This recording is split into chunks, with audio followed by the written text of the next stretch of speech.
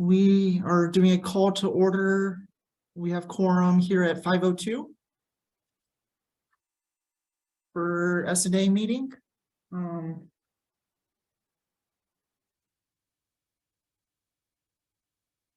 then for roll call and attendance, it looks like we have Evelyn, Luis, Bjorn, Lacey, and Joey, and myself. Oh, and Jessica.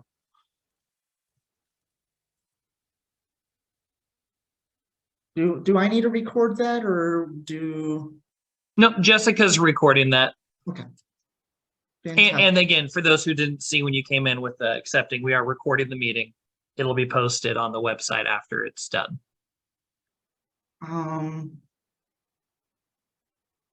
Sorry, I have the meeting agenda right here. So we have the call to order and the roll call.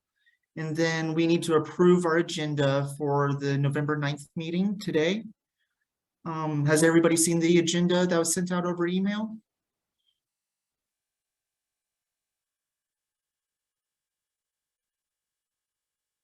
I'm assuming that's a yes.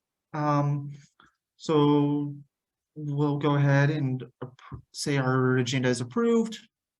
Well, you'll want to, Alice, have someone motion and second to approve it. Okay. I would like to have somebody entertain a motion to approve our meeting minutes. I'll go ahead and motion to approve the previous meeting minutes. I'll second. Awesome. Thank you so much.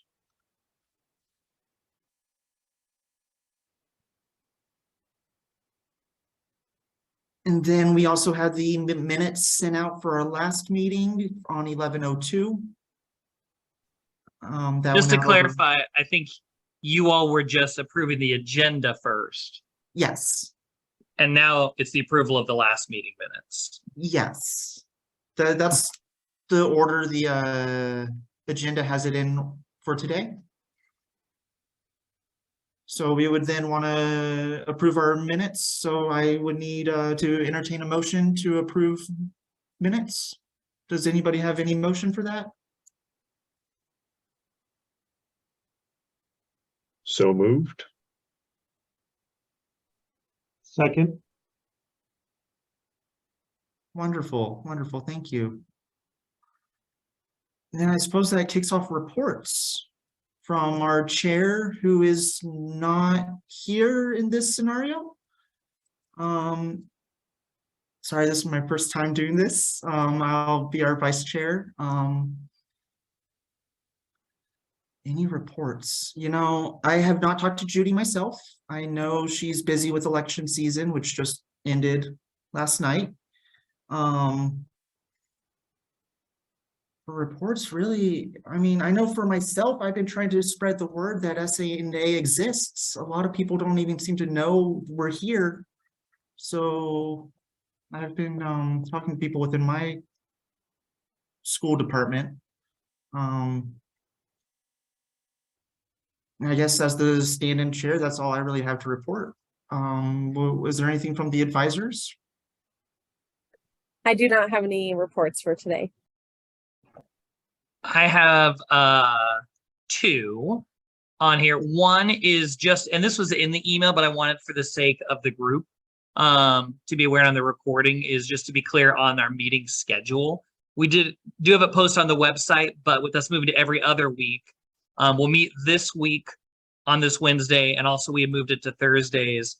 So the next one would have been during the next holiday break, and so we're pushing it the week out. So our next meeting will be Thursday, December 1st, which will be the last week of classes for the quarter on there. So I just wanted to make sure to point that out for everyone on that side. And then what was the other update? And I lost my notes on here.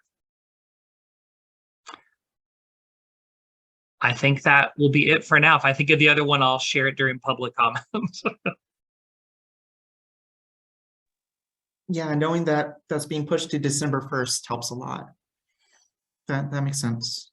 Holidays and all. I do remember what the other one was, which is feeding off of the I'd written my note down, but then I had too many tabs open. Was just a reminder for you all, but also for anyone in the public, just a call out for any other students who'd be interested in serving. We do still have 2 open student positions that haven't been appointed. And so please encourage anyone. And then as Bjorn shared last week, he'll be on here, but he is anticipating graduating coming up partway through the year. And so we'll have his position as well by the end of the year. So would love to get some other students on the committee as we get rolling into things. So please continue to help spread the word.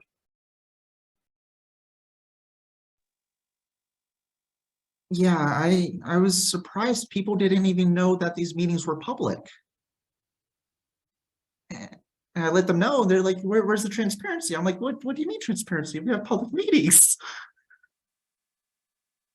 Yep, they're open. Anyone can attend, and they're all recorded, and they're all posted back from many, many, many years. If anyone wanted to see everything discussed, Yeah, make I'd it like much to more get- transparent. Yeah. Yeah, I like that we have this space. Okay, communications received, Article 6 on our agenda. Have there been any communications received from anybody?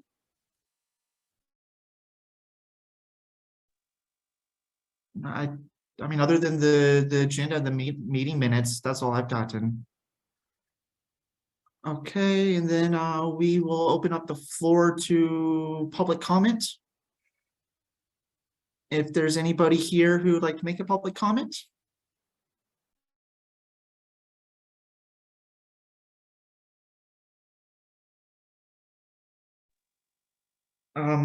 I suppose one public comment I do personally have is I do intend to stay with Central a little longer. I've taken on a double major.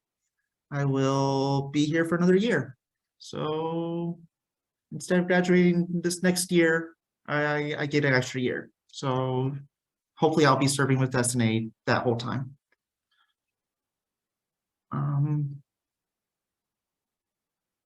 If there's no other public comments, we will move to new business about the discussion and proposal on S&A's policy changes for this coming fiscal year, We have 2 things under review. We have the policy changes for under expenditures, which has a long article code next to it.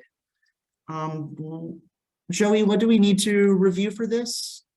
So we're going to do both number 1 and number 2 together. They were just listed so they were clear, but Lacey and I'll kind of give the rundown for you all. So as we go into it, really the discussion is a recommendation that we're going to make in a moment. I'm just going to explain the process and the policy for it, and then Lacey kind of gives some of the context and what the recommendation is.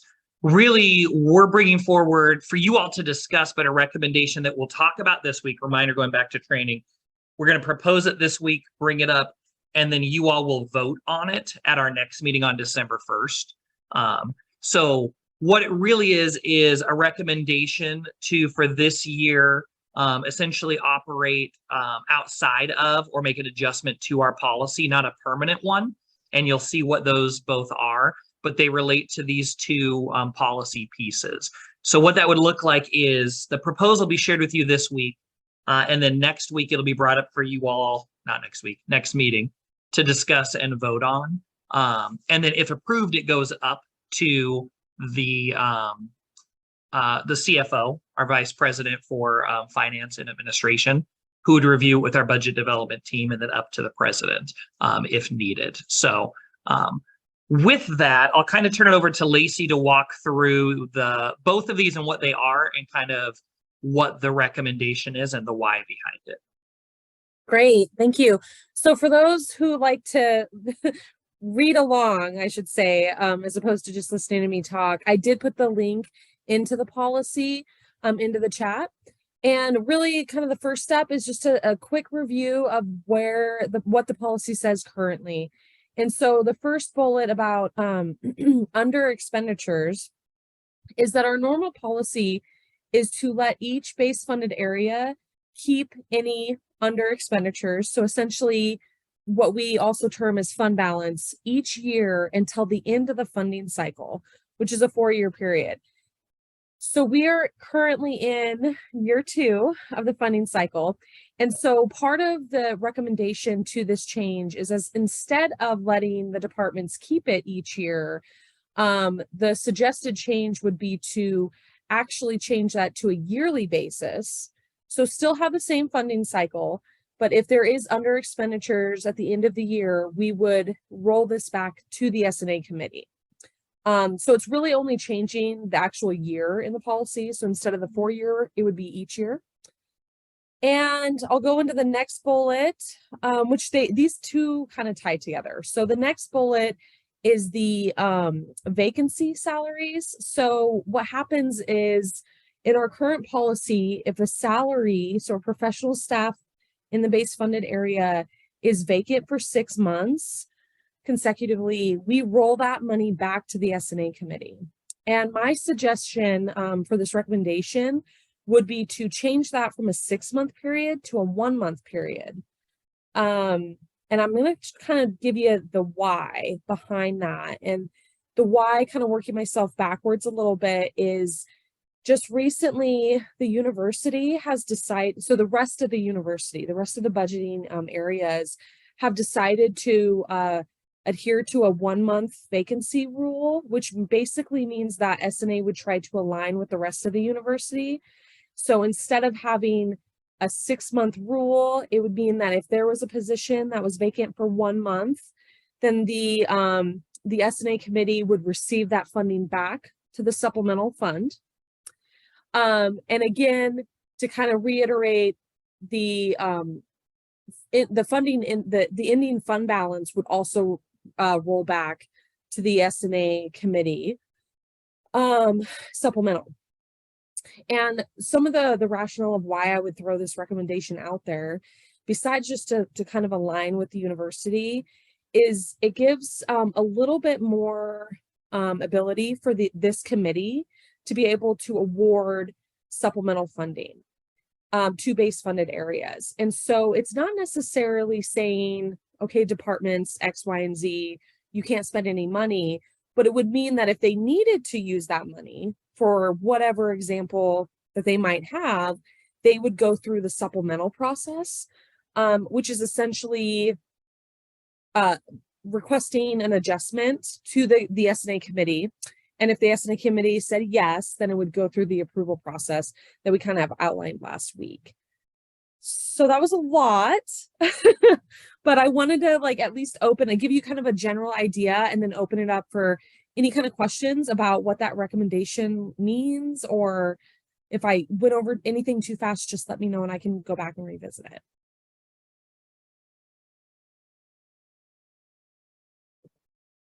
I wanted to just add one of the things that tied to the training Lacey gave last week, specifically, I mean, with both of these, but specifically with the under expenditures, is one of the parts why we're talking about this is because any of that unspent allocation from the previous year, really, they wouldn't be able to spend it currently without it impacting our debt service ratio, which is what Lacey was talking about. And so for the whole university, which we have to look at, the CFO is really the one monitoring where we're at for the university's debt service ratio.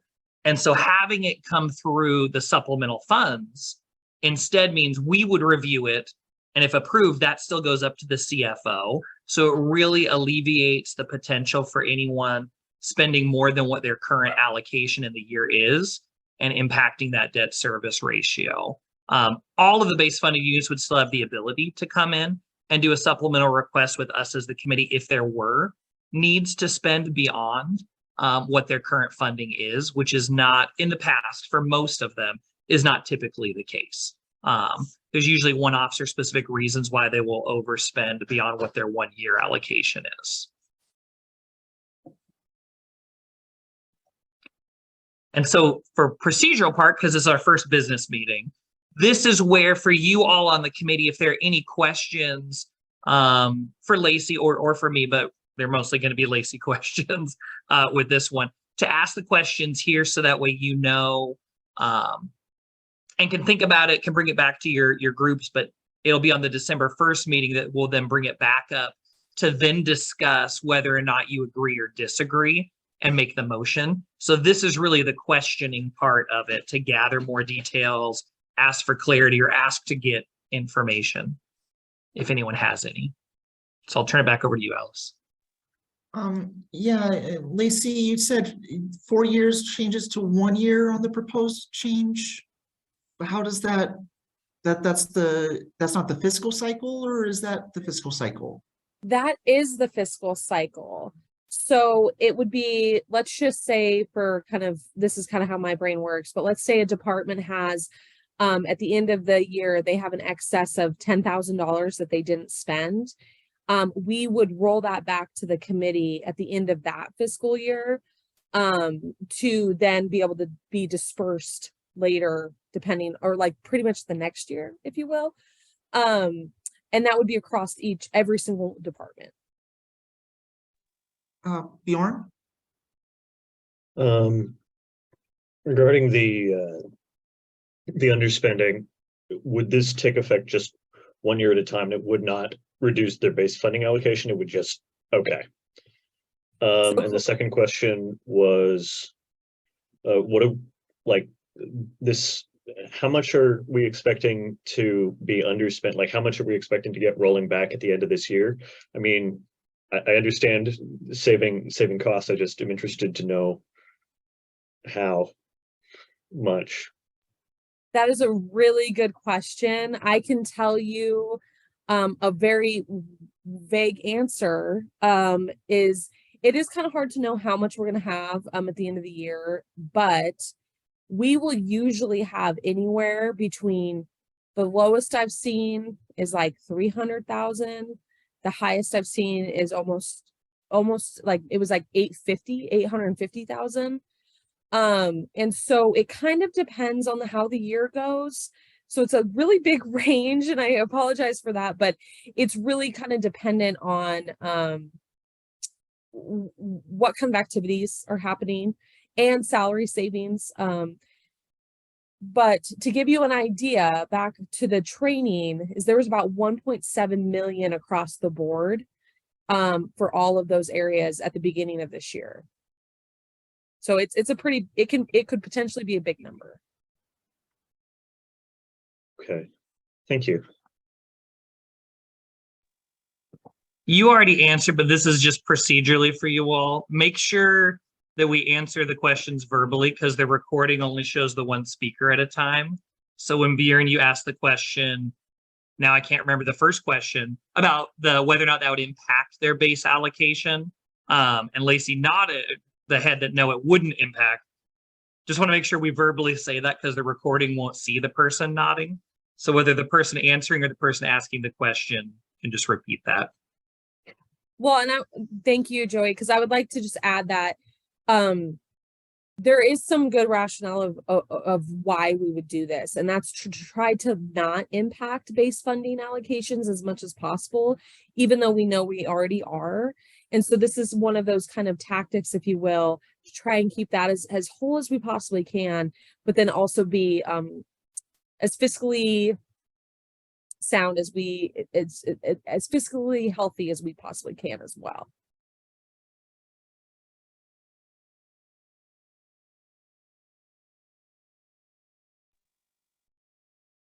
Oh, yeah, Bjorn again?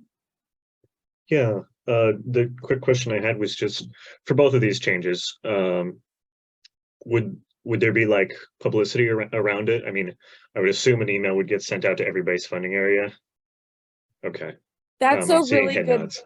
Yeah, so that's a really good question. So I would obviously be communicating this. Both Joey and I will be communicating this as well to base funded areas. But I do look at the committee and also would urge you as well to be able to communicate this. So, Luis, ASCWU public meeting, any of your, cohorts, to just try to socialize it as much as possible. But I do think publicity is a very big piece of this, which is why I think it's really good to actually have a few weeks in between any kind of votes, because that gives some more opportunities to have some of those discussions. And I would also urge, depending on the situation with whatever the committee does, I would urge the base funded areas to come and talk during public comment or put them on the agenda in case there's anything that we think that is relevant for the committee or the public to know about these types of changes.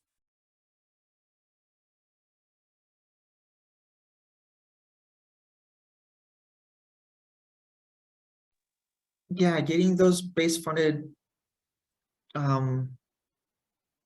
areas to speak for the committee would be excellent, I think. I have a question. I do know in one of the departments I work with, we have many, I think we have 4 department searches going on right now for staff. Does that would the fund rollback? Like, I know they have like a pool of money for that. How does that work with the fund rollback? Really good question. So I want to preface that all faculty are actually, faculty departments are assessed differently than some of these things. And so just as a reminder, S&A doesn't actually fund any faculty.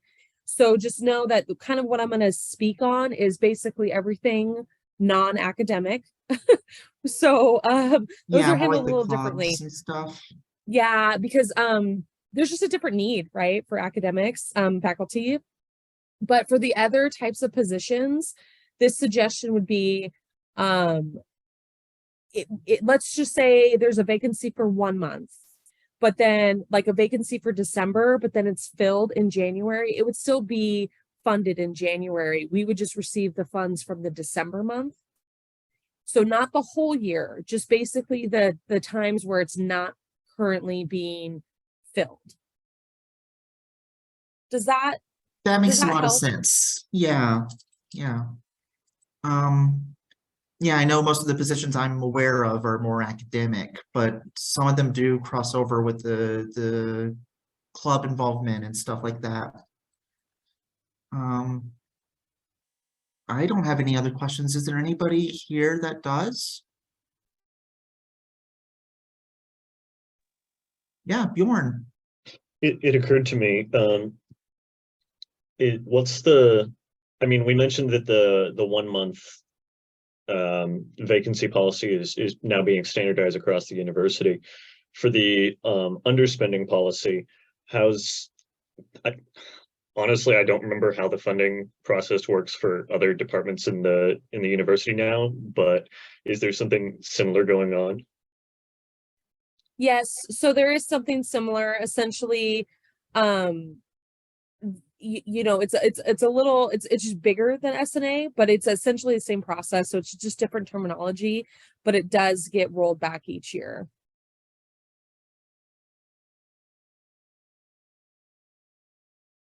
But there's a couple of different types of funding. So I want to make sure I'm being clear, because there's certain funding that is dedicated, and that dedicated funding does not get rolled back because it's specifically for like a specific fee or a specific something. And so what I was referencing is more about like the tuition dollars. And so that's kind of what we're mimicking, which is a majority of the university. But just know that some of this really doesn't apply when we're talking about instruction or academic, because they have some pretty specific things that they have to do. And it also doesn't necessarily apply for grants. So I would say the majority of how we are funded, we're trying to align, but just know there's going to be some asterisks to that statement. Sure, yeah, that makes sense.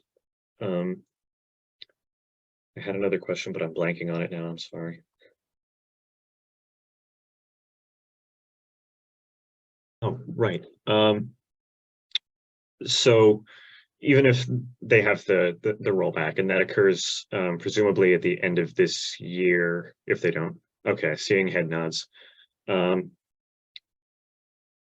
Remind me exactly what they can do. They can request supplemental funding. Can they still request an increase to their base funding allocation for this year? So I would say yes, because it could be supplemental, could be an increase for a specific thing. We could see quite a few different reasons why base funded departments might need something.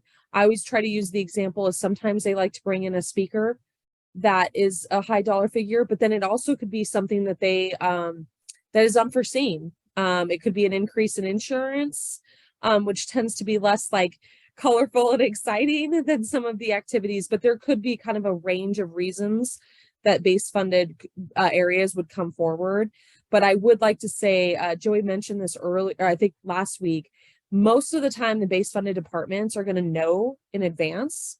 And so it could be something that they're trying to request, you know, like 4 or 5 months into the future too. So there could be some extra time there. And they can still ask to kind of rearrange their funds by purpose, correct? If they choose to, we would have them come in front of the committee and present what that would be. And the committee would have to, if they were to say, hey, I want to do this instead of that, the committee would have to vote yes for that before they could. Okay, and the time period on that is just one meeting split so that it can be public? Yep. So what we would do is have them present in one meeting, and then the next meeting, we would ask the committee to vote on that. Okay, thank you. This overall sounds like it would put a lot more room for analyzing like the decision for these with S&A. Is that how that sounds? That's how I would look at it. Thank you. Thank you. I think that would yeah, Bjorn. For context, without getting too far into discussion, last year, instead of this, we voted to decrease funding overall by 10%, I think it was. No, 5% and then 10% subsequent years, right? And that was mostly decided by people outside of S&A. So of the options I've seen, this definitely reserves a lot more agency to us. Not to get too far into discussion, but for context, the wisdom of ages. Yeah, that's really helpful. Having that having your experience here helps a lot. Thank you. Is there any other questions for Lacey on our new business? Well, and I would just jump in and say, I just realized I'm out of order, so I apologize for that. But I would say, you know, when talking to, you know, your cohorts and everybody, if there's any other questions that come through, I would shoot me an email, because then we can share it as other communication received in our next meeting. I am more than happy to answer questions, especially if they come in after this meeting. But just to try to be as transparent as possible, it is kind of nice to have them in writing to be able to share. So if you are talking to people, have them reach out, have them email you, or, you know, something like that, and we can share that kind of as a group.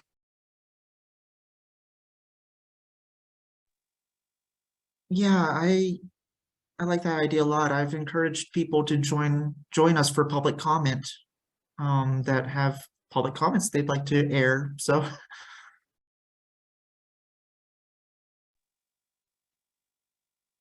I don't have any other questions at this time, but as Lacey said, we can email her. And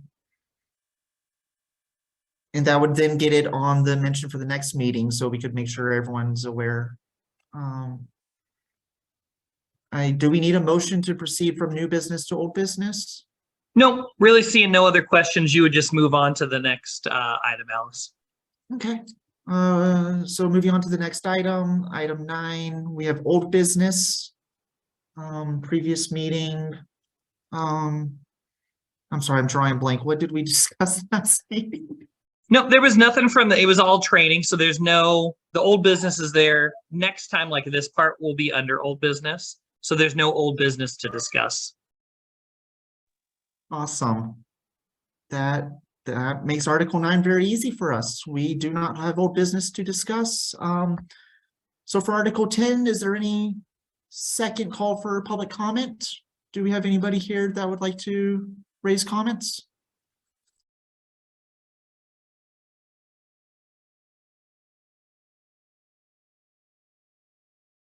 Going once. Going twice. Looks like no one's raising hands. All right. We are open for public comment for people in the future. If anybody's watching this recording, we very much do appreciate. I suppose that just leaves us to adjourn. Yep. So really, you just entertain a motion to adjourn and have someone second. Okay, I'd like to entertain a motion to adjourn at 5:33.